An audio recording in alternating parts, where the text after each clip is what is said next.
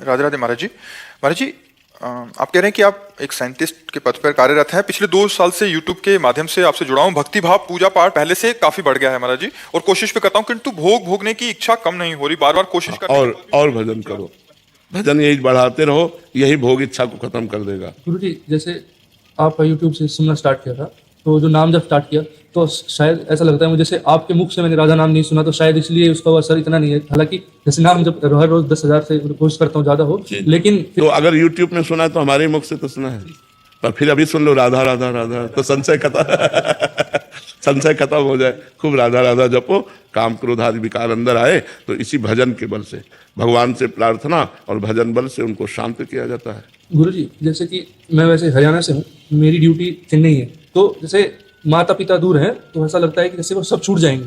और अभी भजन वहाँ पे क्या है, जैसे साउथ में थोड़ा मांस मछली थोड़ा ज्यादा है, वहाँ पे भजन करने में बहुत दिक्कतें भी आती हैं, तो उसको कैसे साथ में किया जाए? लंका में भजन हो सकता है तो चेन्नई में तो हो ही सकता है। विभीषण जी ने लंका में भजन किया कि नहीं? हाँ, निश्चर जहाँ आतंक मचाए हुए हैं वहाँ भजन कर लिया। तो हमें लगता है यदि हमें भजन करना है तो हमारे बगल वाला मांस खाता हो तो हमें क्या फर्क पड़ता है? हम कह रहे हैं एक टेबल में वो यहाँ मांस खा रहा है और हम यहाँ रोटी दाल खा रहे हैं, हमें क्या फर्क पड़ता है? हम अपनी निष्ठा पे हैं, हमारी पत्तल अलग है, विश्व है। मान लो एक मेज में 4 को बैठा दे और हम मांसाहारी नहीं है और 3 मांसाहारी हैं, तो अपने पत्तल को ऐसे करके हम ऐसे पा लेते हैं। 3 पारे भैया, तुम्हारी मौज की बात, राधा राधा राधा राधा। अरे भजन बहुत बड़ी चीज है, भजन करोगे बिल्कुल सब ज्ञान आ जाएगा, परम पवित्र हो जाएगा, कोई तुम्हें गिरा नहीं सकता। राधा राधा अंदर अंदर जपना है, बाहर से कोई दिखावा तो करना नहीं है। भजन से परिपक्व हो जाओ, कहीं भी घूमो तुम्हें कोई परास्त नहीं कर सकता है।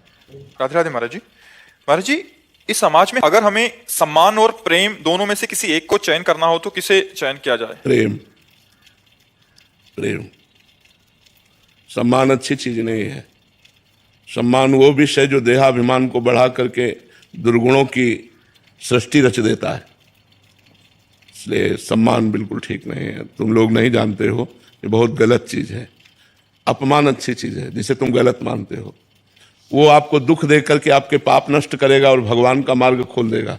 अपमान। सम्मान सुख की सृष्टि रचेगा, सांसारिक और दुर्गुणों की वृद्धि करके नरक का रास्ता खोल देगा। सम्मानम कल्याति घोर गरलम नीचापमानम सुधा, श्री राधा मुरलीधरो बच सके वृंदावन मात्यज। सबसे प्रेम श्रेष्ठ है, सम्मान श्रेष्ठ नहीं। स्वयं सम्मान रहित होकर दूसरों को आदर देना, सम्मान करना, ये प्रेम सिखाता है। सम्मान ठीक बात नहीं है। महाराज जी, आपके बताए मार्ग पर चलने पर बड़ी शांति का अनुभव हो रहा है। नाम जप के साथ साथ भगवान के द्वारा दी गई सेवाओं को पूर्ण करने के लिए प्रयासरत भी हूँ। प्रभु, अभी एक शंका मन में थोड़ी चुभ रही है कि लाखों संतों साधक भगवत प्राप्ति के लिए साधना करते हैं, उनमें से अति त्यागी होते हैं, कुछ दिन रात सेवा करते हैं। लाखों भगवत प्राप्ति के लिए साधना नहीं करते। किसका प्रश्न है? लाखों नहीं करते, लाखों में कोई एक करता है। लाखों अगर आपको भजन करते दिखाई दे रहे हैं तो वृंदावन धाम में दिखाई दे सकते हैं, कुछ काशी में दिखाई दे सकते हैं, कुछ हरिद्वार में दिखाई देते हैं, लेकिन दिल्ली में दिखाई दे सकते हैं क्या? अगर नवद्वीप जाओगे तो वहां भजन करते दिखाई देंगे। तो आप ऐसा कह सकते हो कि 10,000 लोगों में कोई एक भजन करता है और उन लाखों भजन करने वालों में कोई एक भगवत प्राप्ति चाहता है। नहीं, भगवान से चाहते हैं, भगवान को नहीं। हमारी बात को समझना, भगवान से चाहते हैं बिहारी जी हमारा ये काम हो जाए, देवी जी हमारा ये काम हो जाए, काली जी हमारा ये काम हो जाए, शंकर जी हमारा ये काम हो, हमारी ये चाहत पूर्ति हो जाए। लेकिन शंकर जी मिल जाए ऐसे कोई लाखों में एक होते हैं? नहीं, भगवान से चाहना होता है। भगवान को चाहना ये तो कोई बिरला ही होता है। क्यों?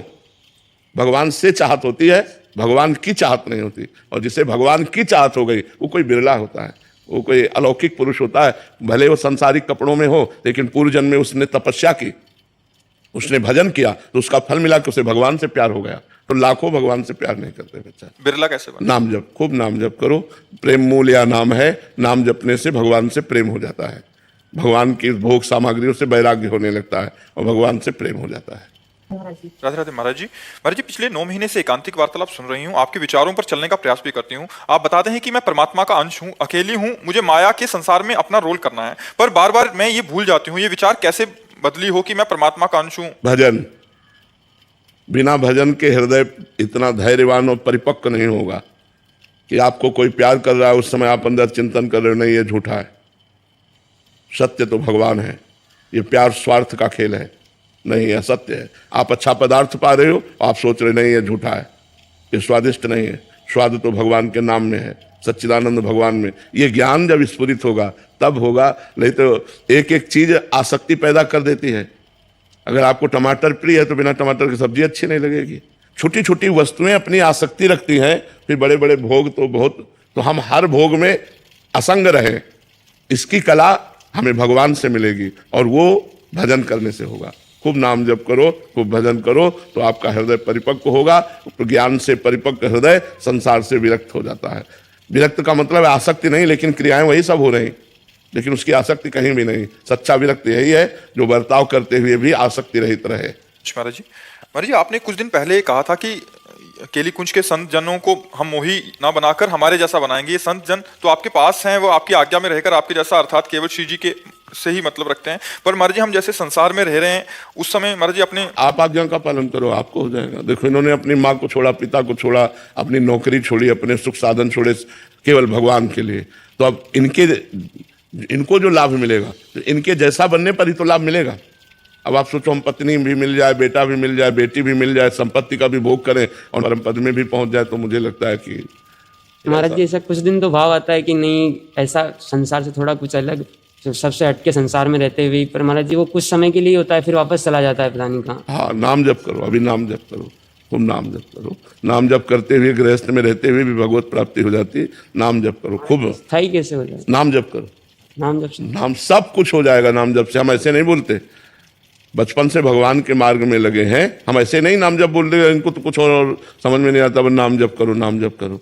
क्योंकि हम करके देखा है, अष्टांग योग, सांख्य योग, भक्ति योग, कर्म योग, इन सब योगों का जहां तक भगवान ने ज्ञान दिया उनको करके देखा है। इसके बाद बोल रहे हैं कि राधा राधा जपो। ऐसे थोड़ी बोल रहे हैं कि इनको और कुछ समझ में नहीं आता, बस बोल दिए कि राधा राधा जपो। जपो, जप कर देखो, तभी मंगल होगा, बिना भजन के मंगल नहीं। नाम जप में भी महाराज जी कुछ दिन तो आनंद आता है, कुछ दिन आनंद आए या ना आए, हमें जब करना है, हठ पूर्वक करना है, तो आनंद समुद्र में गिर जाओगे, डूब जाओगे। आनंद की तो बात जाने दो, आनंद समुद्र में डूब जाओगे। सुमिर पवन सुत पावन नामू, अपने बस कर राखे रामू। भगवान को अधीन कर लिया नाम जपक ने, तो नाम जप करते रहो चुपचाप। महाराज जी मन में मूर्ख कौन सी बिठाए नाम जप करते? नाम की ही, राम जप रहे हो तो राम ही लिखो, राम का ही ध्यान करो, तो वहीं राम प्रकट हो जाएंगे।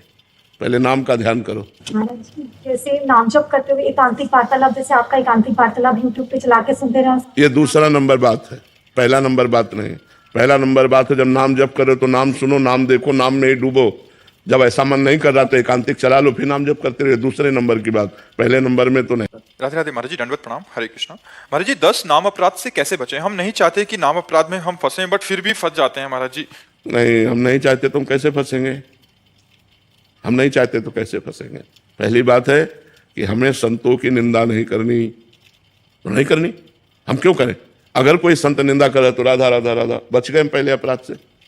हमें वेद शास्त्र पुराणों की निंदा नहीं सुननी, निंदा नहीं करनी, नहीं। हमें भगवान शंकर और हरि में भेद नहीं मानना। वही एक ही परम तत्व है, वही हरि है, वही शंकर है, वही सब है।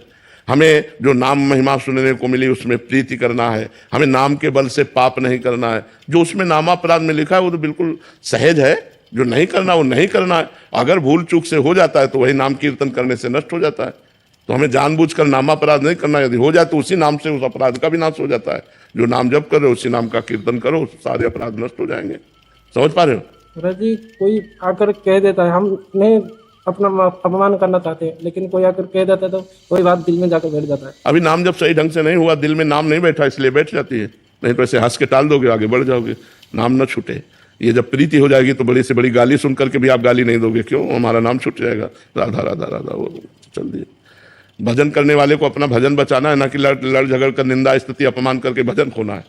वर्तमान का भजन खो दो, पूर्व का किया हुआ भजन ढक जाएगा। यदि अपराध बन गया तो भजन में फिर रुचि नहीं रह जाएगी।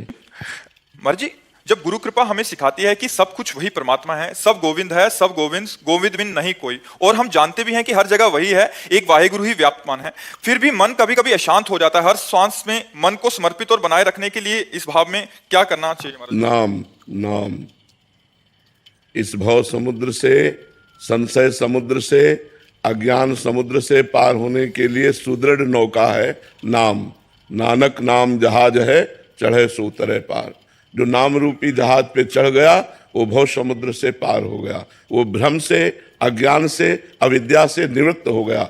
हर समय हर श्वास में नाम जप करो, देखो सब आनंद अनुभव में आ जाएगा, सब जगह परमात्मा ये अनुभव में आ जाएगा। अभी अनुभव में नहीं आया, अभी अनुभव में स्त्री है, पुरुष है, जड़ है, चैतन्य है, बुरा है, भला है, ऐसा समझ में आता है। अनुभव में जब परमात्मा आने लगे, जैसे हमें पुरुष दिखाई दे रहा तो हमें भगवान दिखाई दे, हमें परमात्मा दिखाई दे, ऐसी हमारी दृष्टि बदले, हमारे ज्ञान चक्षु प्रकट हो, इसके लिए हमें साधना करनी पड़ेगी। संयम पूर्वक पवित्र आचरण, पवित्र भोजन, पवित्र विचार, निरंतर नाम जप और वाणी, गुरुवाणी का स्वाध्याय, तब गुरुजनों की कृपा से ये अनुभव में आता है। फिर तो किसी भी परिस्थिति में अनुभव नहीं जाता है। गला काट रहे हैं फिर भी वो वाहे गुरु वो प्रसन्न है, प्रसन्न मुद्रा में शरीर छोड़ रहे हैं, आग में तपाए जा रहे हैं, क्या क्या कष्ट दिया गया गुरुजनों को, लेकिन कह रहे तेरा किया मीठा लगे। अभी अनुकूलता तो मीठा लगेगी, लेकिन प्रतिकूलता और यहाँ तक मतलब जान लेने की प्रतिकूलता, प्राणों पर बनावे फिर बोले तेरा किया मीठा लगे, ये बात है। ये बात बिना भजन के नहीं आएगी। खूब नाम जप करो, साधु संग करो, साधु संग करो, नाम जप करो, पवित्र भोजन करो और पवित्र आचरण रखो, तब धीरे धीरे धीरे धीरे हृदय पवित्र हो और ज्ञान चक्षु प्रकट हो, तब हमें सर्वत्र वासुदेव दिखाई जाए। बहुत जन्मों के अभ्यास से ऐसा अनुभव होता है। बहुनाम जन्मनावंते ज्ञानवान माम प्रपद्यते वासुदेवा सर्वमिति सा महात्मा सुदुर्लभा। ऐसा महात्मा दुर्लभ है जो सर्वत्र भगवान का दर्शन करता है। बहुत जन्मों के बाद ये साधना के बाद ये ज्ञान प्रकट होता है। तो साधन में लगो, नाम जप करो, बढ़िया भगवान की कृपा से ऐसा अनुभव हो जाएगा। जब तक नाम जप निरंतर नहीं तब तक संभावना नहीं है। आप संत भगवान का प्रश्न है महाराज जी। महाराज जी आप कह रहे हैं कि तीन देह से परे होकर हम भक्ति करना चाहते हैं, तो तीन देह से परे कैसे हो सकते हैं महाराज? तीन देह से परे होकर भक्ति होती ही नहीं है। तीन देह से परे होकर भक्ति होती नहीं, तीनों देहों का समर्पण करने से भक्ति होती है। परे शब्द ज्ञान के अंतर्गत है, भक्ति के अंतर्गत नहीं है। तीनों देह को भगवान में समर्पित कर देना है। स्थूल देह को भगवान की सेवा में, गुरु हो या भगवान उनकी परिचर्या में, सूक्ष्म देह को उनके चिंतन में, और स्वभाव भजन, कथा, सत्संग, नाम कीर्तन ये सुनने का तो स्वभाव है कारण देह, और सूक्ष्म शरीर अंतःकरण से समस्त इंद्रियां और स्थूल देह ये तीनों भगवान में समर्पित हो गए तो भक्ति अपने आप से होने लगेगी। जो आपा है, जो आत्मा है, ये अनुभव करेगी भाव के अनुसार। अगर आपका भाव दास्य भाव है, सख्य भाव है, वात्सल्य भाव है, गोपी भाव है, सहचरी भाव है, जो भाव है उसी भाव का आपको अनुभव होने लगेगा कि मैं वही हूं। स्थूल देह, सूक्ष्म देह, कारण देह से परे है भाव देह, जो यातना देह और देव देह, इस देहों से भी परे है भाव देह। उस भाव देह की प्राप्ति स्वयं को होती है, और स्वयं से फिर ठाकुर जी की दिव्य परिचर्या होती है। जैसे नारायण का उपासक है तो भगवान वैकुंठ बिहारी के वैकुंठ धाम में भगवत स्वरूप होकर वहां प्रवेश पाता है, तो वही आत्मस्वरूप ही तो भगवत स्वरूप होता है। लेकिन तीनों देहों का त्याग करके चिंतन रहित होकर अपने स्वरूप में स्थित होना यह ज्ञान का मार्ग है। भक्ति का मार्ग तीनों देहों को सेवा में समर्पित करके अपने को भाव रूप से देखना, ये भक्ति का मार्ग है। समझ पा रहे हैं आप? इसमें कोई तर्क? महाराज जी हमें कैसे पता चले कि हमारी भक्ति आत्मा रूपी है? मतलब जब स्वयं को पुरुष या स्त्री भाव में ना देखा जाए, वनिता पुरुष भाव मिट जाए। जब जैसे हम सो के उठते हैं तो हमें ध्यान नहीं करना पड़ता कि मैं पुरुष हूं कि स्त्री हूं। जब ये भाव मिट जाए और सोते जागते उठते बैठते चलते फिरते जो भाव देह है उसमें स्थिति ऐसी रहे जैसे स्थूल देह में, तब समझ लीजिए कि मैं आत्मस्वरूप में स्थित हो गया हूं। जैसे अभी हर समय ना स्मरण करने पर भी शरीर की स्मृति रहती है, ऐसे ही ना स्मरण करने पर भी स्वयं की स्मृति रहे। ये तो समझाना नहीं पड़ेगा कि मैं स्थूल नहीं, मैं सूक्ष्म नहीं, मैं कारण नहीं, वो स्वाभाविक स्थिति आ जाएगी। पर उसके लिए बहुत भजन चाहिए, संसार का पूरा विस्मरण।